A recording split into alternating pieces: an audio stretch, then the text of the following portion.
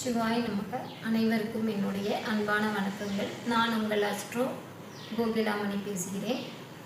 இன்றைய தலைப்பில் late marriage ஆவதற்கான கிரக காரணங்கள் என்ன அப்படிங்கிறத பற்றி ஒரு சின்ன விளக்கம் தரலான்ட்டு இருக்கேன்.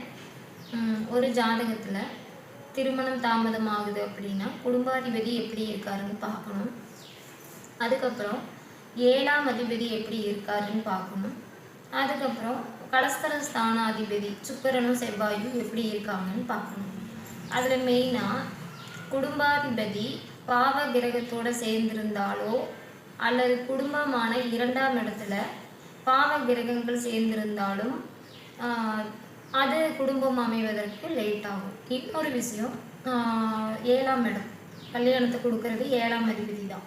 ஸோ அந்த 7ஆம் அதிபதியும் இதே மாதிரி தான், வக்கரமாக இருக்கக்கூடாது, பாவ கிரகத்தோடு சேர்ந்திருக்கக்கூடாது, மேலும் 7ஆம் இடத்துல பாவ கிரகங்கள் இருக்கக்கூடாது. இந்த மாதிரி இருக்கிறப்ப திருமணம் கொஞ்சம் லேட் ஆகும். மேலும் பார்த்தீங்கன்னா கலஸ்தரக்கார கிரகங்கள் அப்படின்னு நம்ம சொல்கிறது ஆண்களுக்கு சுக்கிரன், பெண்களுக்கு செவ்வாய். ஸோ இந்த 2 கிரகமும் ராகு கேதுவோட இணைவில் இருக்கக்கூடாது, பார்வையிலும் இருக்கக்கூடாது. ஸோ ராகு கேது இணைஞ்சிருந்தாலும் பார்த்திருந்தாலும் கலஸ்தரக்கார கிரகங்கள் கெட்டிருந்தாலும் திருமணம் தடை ஏற்படும். எத்தனை பொண்ணு மாப்பிள்ளை வந்தாலும் ஃபைனல் ஆகிற மாதிரி நின்று போயிடும். ஸோ இதுக்கான காரணங்கள் பாவ கிரக தொடர்பும் பாவ கிரகத்தோட சேர்க்கையும் தான். ஸோ இந்த மாதிரி கிரக அமைப்பு இருக்கிறவங்களுக்கு 100% திருமணம் லேட் ஆகுது.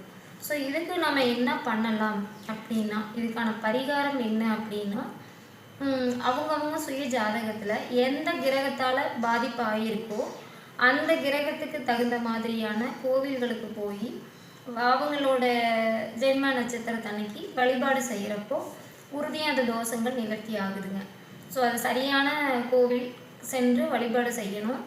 மேலும் பார்த்திங்கன்னா சனி அப்படிங்கிற கிரகம் குடும்பஸ்தானாதிபதியோ அல்லது 7ஆம் அதிபதியோடவோ பார்வை சேர்க்கை இருந்தாலும் 100% 30 வயசுக்கு மேலே தான் ஆண்கள் பெண்களுக்கு திருமணம் நடக்குதுங்க.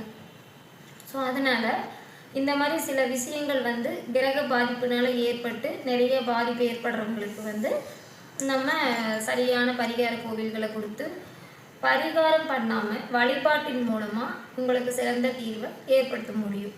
அதனால் உங்களோட ஜாதகத்திலையும் லேட் மேரேஜ் பாசிபிலிட்டிஸ் இருக்கான்னு நீங்களே செக் பண்ணி பாருங்கள். அதுபோல் இருந்தால் நீங்கள் ஒரு நல்ல ஜோதிடரை அணுகி உங்களோட பரிகார கோவில் என்ன